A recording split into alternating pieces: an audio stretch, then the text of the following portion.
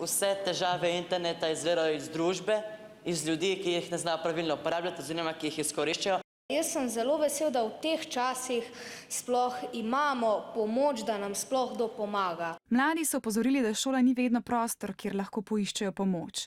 Želijo si več izobraževanja o pasteh na spletu. Prisluhnili so jim tudi najvišji predstavniki države. Iz obnašanja mojega sina, njegovih prijateljev in prijateljic, vaše generacije, s katero se družim največ od vseh generacij. Vem, da ste bolj samozavestna generacija, kot smo bili mi. Da je zelo pomembno, da medgeneracijsko stalno sodelujemo in da je vsak dan novi izziv za vsakega od nas. Izvolili so tudi novo predsednico parlamenta. To je postala Kaja Petrovič. Danes bi se jaz najbolj zavzemala za to, da smo mladi bolj slišani.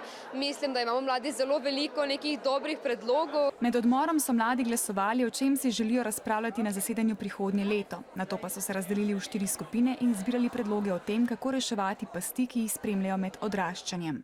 Da o tem razpravljamo v parlamentu je zelo pomembno, zato ker s tem, ko mi tukaj debatiramo in potem prenesemo na druge vrstnike, lahko vse malo vplivamo, da se to izboljša.